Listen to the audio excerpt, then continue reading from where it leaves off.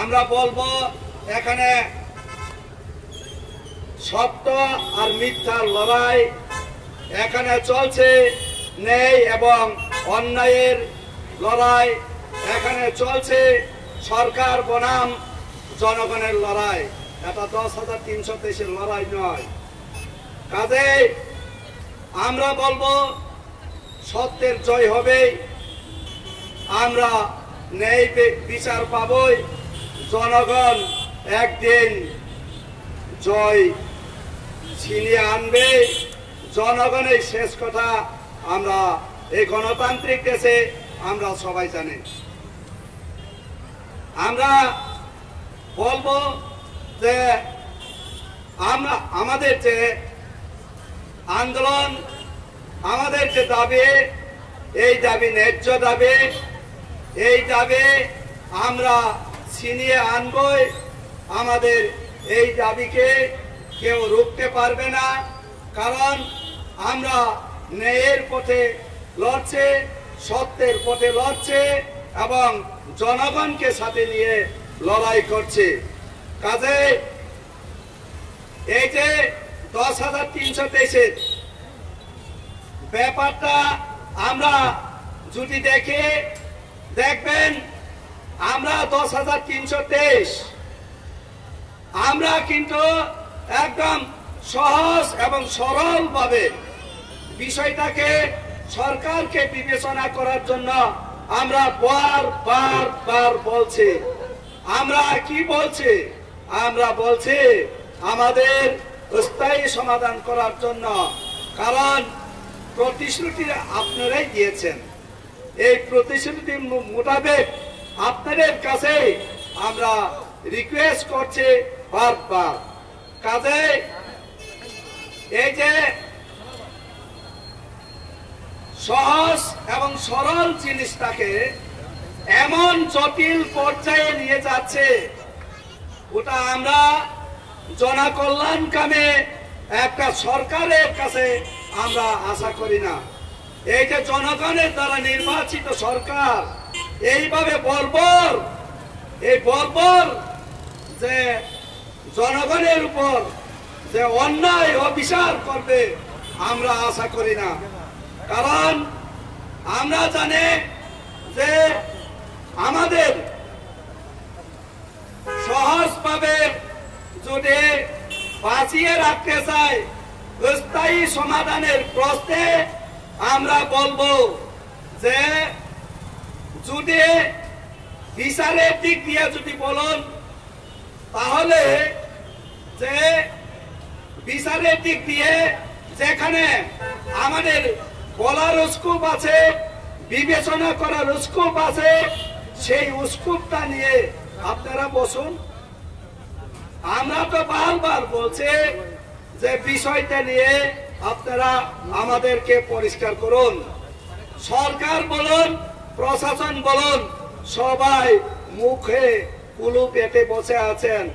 আচ্ছা, আপনারা যদি 13,000-এর কথা বলুন বা আমাদের খাদ্য নিয়ে, আমাদের থাকা নিয়ে, আমরা কার দ্বারা পরিচালিত হচ্ছে, কোথা থেকে কি আছে, সমস্ত কিছুই আপনাদের কাছে তথ্য থাকে।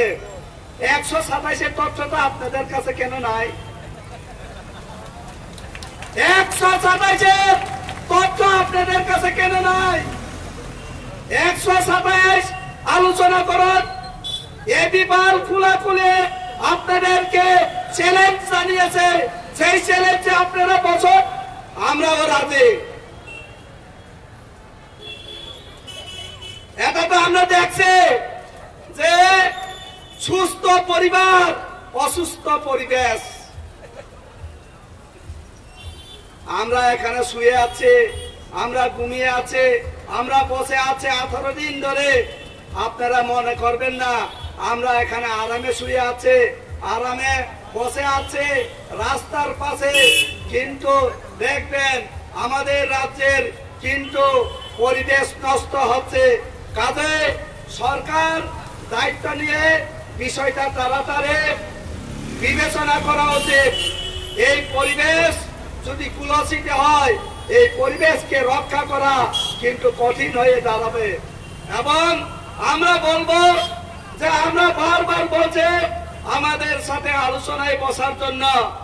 যদি আলোচনায় না বসেন, আমাদের পূর্ব দিকে গণস্বাক্ষর করা আছে, আপনারা আমাদের সাথে যদি আলোচনায় বসতে না চান, কিন্তু আমরা গণস্বাক্ষরটা দিয়ে আসবো।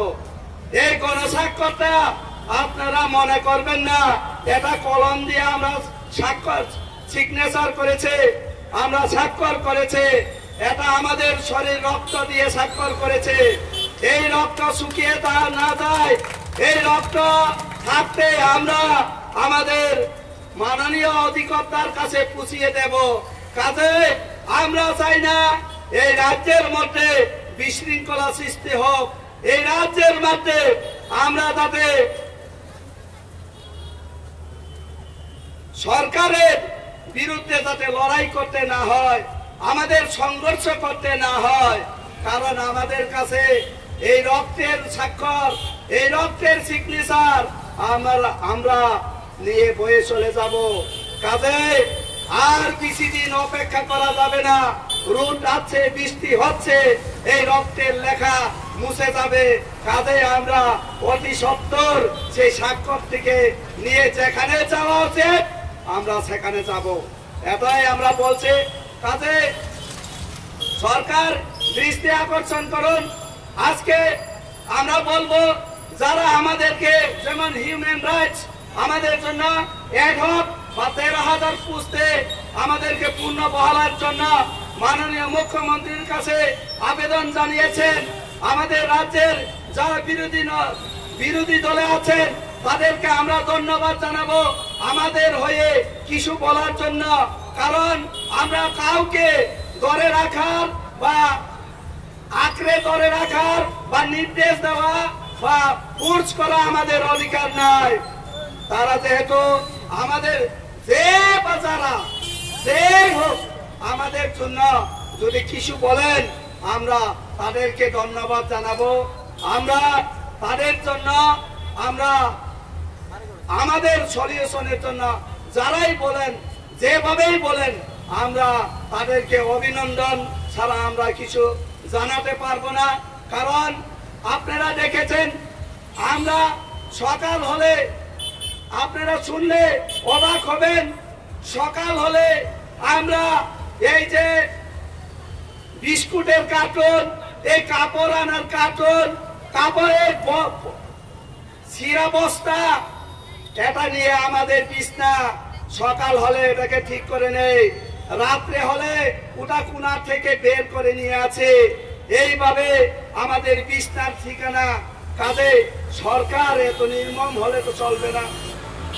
সরকার সেদিকে তো বিবেচনা করা উচিত। জনগণ যেভাবে আমাদেরকে সাহায্য করছে, জনগণের যদি সরকার হয় তাহলে আমরাও তো জনগণ, আমরাও তো জনগণ। কিন্তু এমন ভাবে নিচে 13,000 12,000 প্লাস 1,000 13,000 পোস্টে যদি বলেন তাহলে আমরা সেখানে ইন্টারভিউ দেওয়া আছে, আমাদের সবকিছু দেওয়া হয়ে গেছে। সেখানে আপনারা ইচ্ছা করলে দিতে পারেন, আপনারা ইচ্ছার উপর নির্ভর করছেন। সেটাকে ঘুরিয়ে আপনারা বলছেন আপনারা পরীক্ষায় বসুন। আপনাদের জন্য 9,000 পোস্ট ক্রিয়েট করেছেন। 9,000 এর মধ্যে 4,000 যারা টেট পরীক্ষায় উত্তীর্ণ হয়েছে তাদেরকে টেটের মাধ্যমে নেওয়া হবে। 5,000 আমাদের জন্য রেখেছেন। 5,000 আমরা কিভাবে সেখানে আমরা আছে 9,000 এর উপরে, সেখানে আমরা কিভাবে সবার জন্য ব্যবস্থা হয়। আমরা তো আপনারাই তো বলেছেন যে আপনাদের যাতে কেউ একজনের যাতে চাকরি যাতে না হয় সেটা দেখার জন্য। যেটা হবে সেটা বলেনি, যেটা হবে না সেটা বলে। সুপ্রিম কোর্টের কাছে গ্রুপ ডি এবং গ্রুপ সির জন্য আপনারা যে এপিডেভিট দিয়েছেন, এপিডেভিট যেভাবে জমা দিয়েছেন, আপনারাই তো বলেছেন ইন্টারভিউ ছাড়াই আপনাদেরকে চাকরি দেওয়ার জন্য সুপ্রিম কোর্টের কাছে আপনারা পরামর্শ নিছেন। আপনারা দায়িত্ব নিছেন যে আমাদেরকে যাতে ইন্টারভিউ ছাড়া আমাদেরকে যাতে নিয়োগ করা যায়। এটা কি সম্ভব যে ইন্টারভিউ ছাড়া আমাদেরকে নেওয়া যাবে? তখন কেন বলেন যে সরকার, আগের সরকার বা এখনের সরকার যেই বলুন, যদি বলতেন যে তাদের এই 10,323-এর কোন অন্যায়, কোন ভুল ছিল না, সরকারের ভুলের কারণে তারা আজকে এই অবস্থায় আছে। কাজে আমরা সরকার দায়িত্ব নিয়ে বলছে যে তাদেরকে যদি মার্ক ইমপ্রুভ করানোর জন্য প্রয়োজন হয়, বিএড ডিএলএড এর প্রয়োজন হয়, আমরা সেটা করিয়ে নেব। আমরা সরকার দায়িত্ব নিচ্ছে। কাজে এই রাজ্যের এই 10,323 শিক্ষক যদি শিক্ষকতা থেকে বেরিয়ে আসে, তাহলে আমাদের রাজ্যের শিক্ষা ব্যবস্থা ভেঙে যাবে। এই শিক্ষা ব্যবস্থা ভেঙে গেলে আমাদের রাজ্যের যেমন ক্ষতি হবে, দেশের ক্ষতি হবে। কাজে একবারের জন্য ওদেরকে যাতে মাফ করেন, সেই বিষয় যদি সুপ্রিম কোর্টে লেখেন, আমি তো মনে করি সেই বিষয়টা আমাদের বিবেচিত হতো, কিন্তু সেটা লেখেনি। ইন্টারভিউ ছাড়া আমাদেরকে চাকরি দেওয়ার জন্য পরামর্শ চেয়েছেন।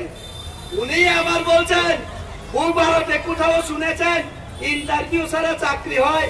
আরে আমরা কি কখনো বলেছে ইন্টারভিউ ছাড়া চাকরি হবে? আপনিই তো বলেছেন, আপনিই তো উত্তর দিয়েছেন। আপনারাই বলছেন, এই কয়েকদিন আগে বলেছেন যে ফ্রিতে চাকরি হবে না, পরীক্ষা দিতে হবে। আচ্ছা বলুন তো, আপনারা ইলেকশনের আগে বলেন যে 20 কল দিলেই চাকরি হবে? 20 কল দিলেই চাকরি হবে? 20 কল দিলে তো টাকা লাগে না? টাকা লাগে 20 কল দিতে? 20 কল অর্থ কি? 20 কল অর্থ ফ্রি। ফ্রির কথাটা আপনারাই বলেছেন, আবার আপনারাই সেই কথাটা তুলে নিচ্ছেন, ফ্রিতে চাকরি হবে না। আরে এইভাবে মানুষকে বোকা বানালে কিভাবে হবে? আমরা এই রাজ্যের জনগণ, এই রাজ্যের শিক্ষিত সমাজের একটা অংশ।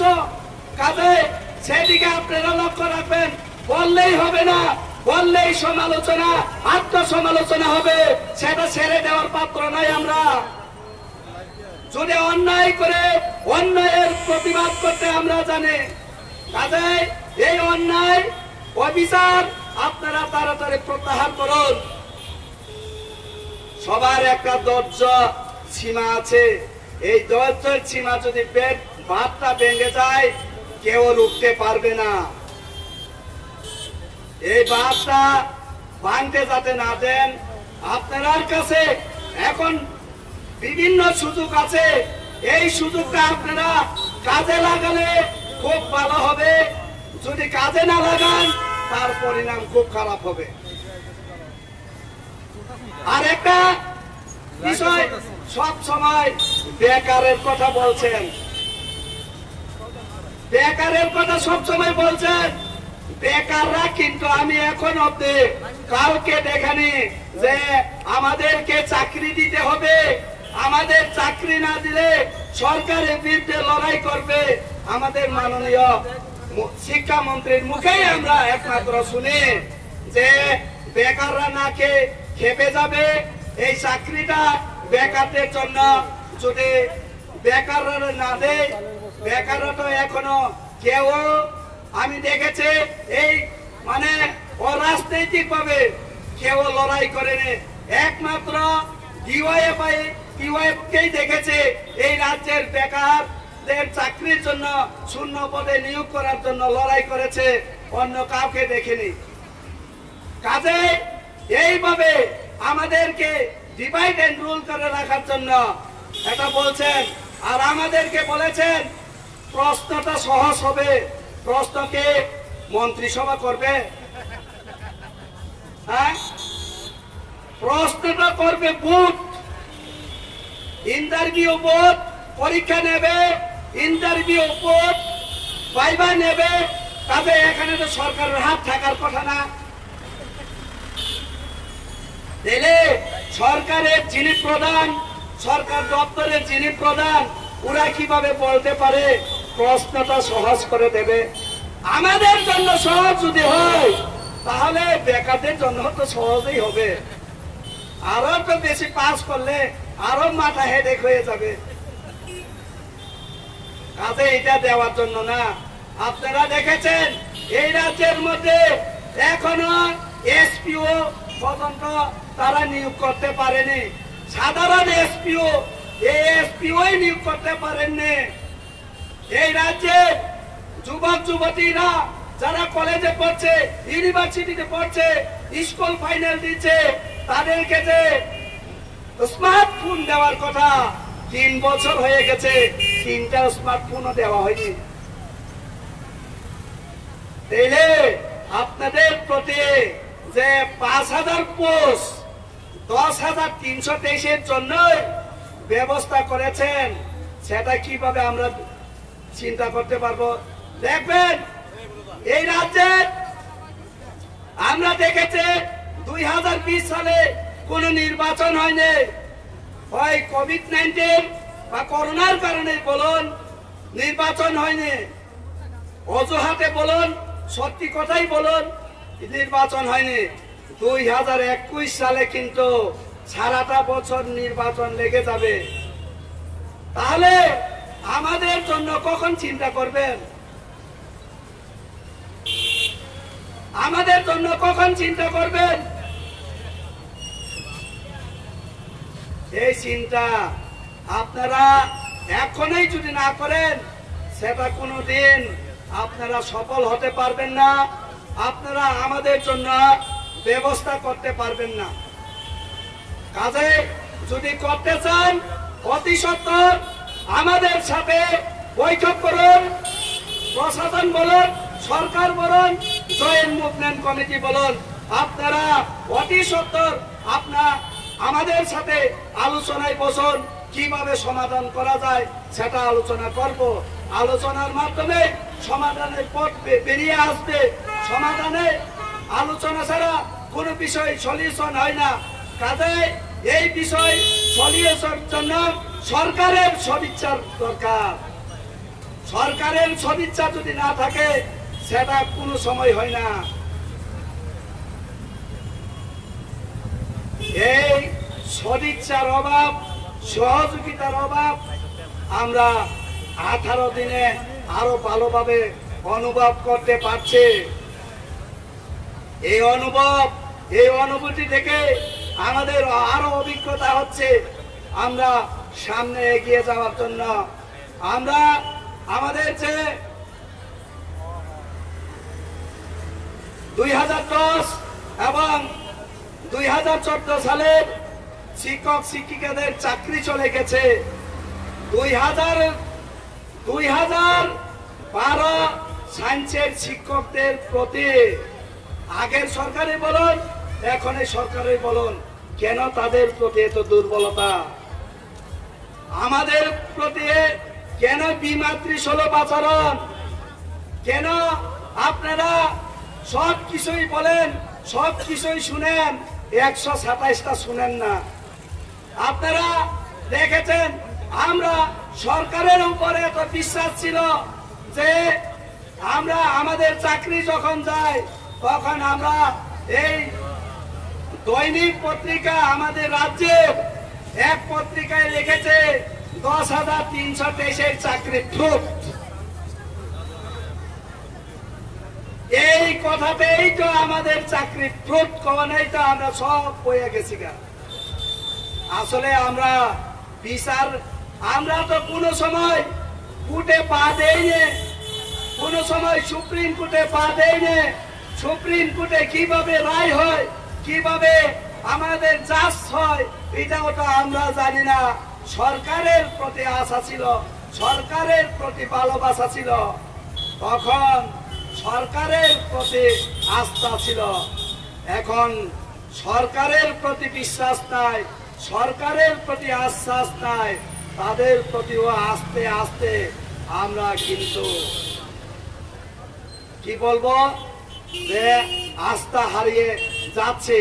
কাজে আমি বলবো আপনারা যা কথা দিয়েছেন সেই কথা রাখুন। যদি কথার মতো কথা রাখেন তাহলে আমরা রাজ্যের মঙ্গল হবে, দেশের মঙ্গল হবে, জনগণের মঙ্গল হবে, 10,323-এর মঙ্গল হবে, রাজ্যের মঙ্গল হবে। এই মঙ্গল কামনা আমরা এই মঞ্চ থেকে কামনা করছে, যাতে সব মানুষই বুঝে থাকেন। কিছু মানুষ কেন আপনারা বুঝেন না? আমরা কিন্তু এখানে কোনো রাজনৈতিক লড়াই করতে আসেনি। আমরা আমাদের স্বার্থ ছোট, আমাদের একটাই কথা যে আমাদের চাকরির প্রয়োজন, আমাদেরকে চাকরি দিতে হবে, চাকরি শেষ কথা। আপনারা বলেছেন যে আমাদেরকে কেউ ইন্ধন জুগিয়ে কেউ আগলে ধরে রেখেছে না। এখন আমরা এই মঞ্চে কিছুদিন আগে কিছু চ্যানেল আমাদেরকে দেখিয়েছেন যে কে বা কারা বলে দিয়েছে আমাদের লক্ষ্য 2023। এটাই তো ইস্যু হয়ে গেল। এই রাজ্যের জনগণই বলেন, 10,323-এর শিক্ষিকাই বলেন, 56 দিনের বাচ্চা নিয়ে যখন এই রাস্তায় বসেছিল তখন ওই নিউজ চ্যানেল দেখেনি। এই শিক্ষক শিক্ষিকারা আজকে ঘরের ভিতরে সুন্দর করে ছেলে মেয়েদের সঙ্গে শুয়ে থাকার কথা, আজকে রাস্তায় শুয়ে আছে। আপনারা সেটা বড় করে দেখেননি। এই অন্যায়ে আমাদের প্রতি অন্যায় হয়েছে, আমাদের প্রতি অবিচার হয়েছে, সেটা আপনারা কেন দেখাননি? কেন দেখাননি? সেটারও তো দেখানো উচিত। 2012 সালের সমস্ত শিক্ষকদের রেগুলার হয়ে গেছে। ব্রেকিং নিউজ হচ্ছে যখন বিজ্ঞান শিক্ষকদের কিছু অংশ যে যদি বৈধ না হয় তাদেরকে ডিসকন্টিনিউ করো, সেটা যখন আপনার রায় বেরিয়ে এসেছে সেটা কেন দেখাননি? সেটাও তো দেখানো উচিত। কাজেই যেটা সত্য সেটাকে দেখানো উচিত। এবং আমরা এমনি 77 জনকে হারিয়ে ফেলেছে, আমরা আর হারাতে চাই না। আমরা বাঁচতে চাই, আমরা এই রাজ্যের মানুষকে বাঁচিয়ে রাখতে চাই।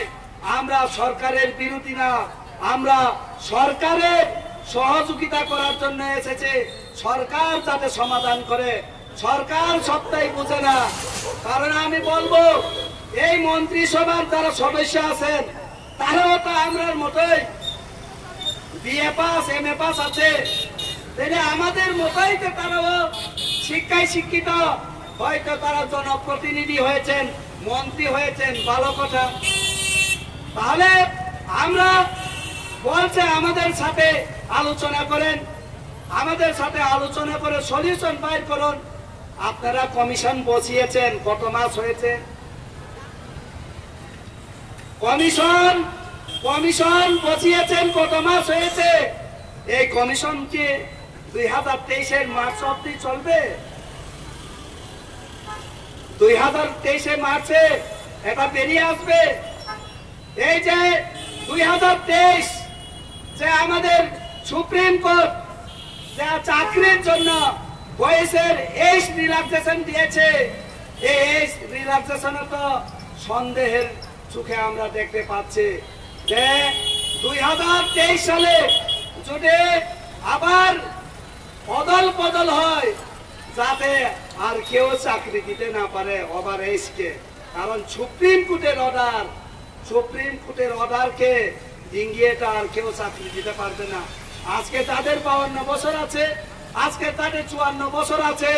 তারা কি করে 2023-এ যদি কোন সরকার, আপনি বলেন কংগ্রেস সরকার, জোট সরকার, বামফ্রন্ট সরকার, যে সরকারই বলুন, 15 দিনে মার্চ 2023 মার্চ এই মার্চ মাসেই তো সরকার গঠন হবেন, নতুন বলুন জোট সরকার বলুন যে সরকারে আছে, তার মানে নতুন সরকার আসার পরে আর কেউ চাকরি দিতে না পারে, এই বিষয়টাও আপনারা ভালো করে দেখবেন। এটাও কিন্তু সন্দেহের চোখে। এবং যে আমাদেরকে বলেছেন সুপ্রিম কোর্ট, যারা বিএড ডিএলএড এবং টেট পরীক্ষায় দিয়ে যারা পাস করতে পারবেন তারা আবার শিক্ষকতায় ফিরে যেতে পারবেন। 2 বছরও আমাদের নেই। এই 2 বছরের আগে বিএড কোর্স শেষ করতে 2 বছর লাগে। এই 2 বছর আমাদের যখন সুপ্রিম কোর্টের অর্ডার যখন বেরিয়ে আসে, সঙ্গে সঙ্গে কোন সিজন ছাড়া আমরা কি কোনো বিএড করতে পারি? কোন বিএড কলেজ আমাদেরকে অ্যাডমিশন রাখবে না। তাহলে তো সবটাই তো শেষ করার লক্ষ্যে। কাজে আমরা বলবো যেগুলা হবে না সেগুলা চাই, যেগুলা হবে হতে পারে এগুলাকে নাম নেই না। কাজে সরকারের প্রতি আমরা বলবো যেটা হবে সম্ভাবনা আছে, যেটা হবে সেটাকে নিয়ে আপনারা এগিয়ে যান। তাহলে আপনাদেরও মঙ্গল হবে, আমাদেরও মঙ্গল হবে, রাজ্যের মঙ্গল হবে, জনগণের মঙ্গল হবে। না হলে আমাদের অমঙ্গল হলে, জনগণের অমঙ্গল হলে আপনাদেরও অমঙ্গল হবে। আমরা কেউর মঙ্গল অমঙ্গলের কথা বলবো না। আমরা আমাদের চাকরি ফিরিয়ে দেন, আমরা আমাদের চাকরি চাই, এই চাকরি শেষ কথা। আমরা 18 দিন ধরে আমরা যা আলোচনা করছে একটাই উত্তর, চাকরি লাগে, চাকরি চাই, চাকরি দাও। যত ঘুরিয়ে ফিরিয়ে বলুন একটাই কথা, চাকরি লাগে। কাজে এই চাকরি ফিরিয়ে দেওয়ার জন্য সরকার যাতে দায়িত্ব নিয়ে সেই বিষয়টা চায়, বিষয়টা বিবেচনা করে। আপনারা কিন্তু আমাদেরকে বাধ্য করবেন না যে আমাদের সঙ্গে দেখা না করলে আমরা এখানে মাস কি মাস বসে থাকবো না। আমরা মাস কি মাস বসে থাকবো না। আমরা সামনের দিকে এগিয়ে যাব। আমাদের লড়াই, যে লড়াই, চাকরির জন্য যে লড়াই সামনের দিকে এগিয়ে চলছে, তীব্র থেকে তীব্রতর হচ্ছে। গণতান্ত্রিক পদ্ধতি যদি প্রয়োজন হয় অগণতান্ত্রিক পথেও চলতে পারে। কাজে সেটা আমরা চাই না। আপনারা যদি বাধ্য করেন তাহলে আমরা কিন্তু অগণতান্ত্রিক পথে যেতেও আমাদের পিছপা হবে না। কাজে সরকার সেটা দায়িত্ব নিয়ে অতি সত্বর আমাদের সাথে আলোচনা করুন। আলোচনা না করলে কিন্তু আমরা সামনের দিকে এগিয়ে যাব। এই কথাটুকু বলে সবাইকে আবার শুভরাত্রি জানিয়ে এবং ক্রিসমাসের অ্যাডভান্স অভিনন্দন জানিয়ে ক্রিসমাসকে হামবাই জানগৈ আনি কক অরণ্য পারিখা যতনন হামবাই।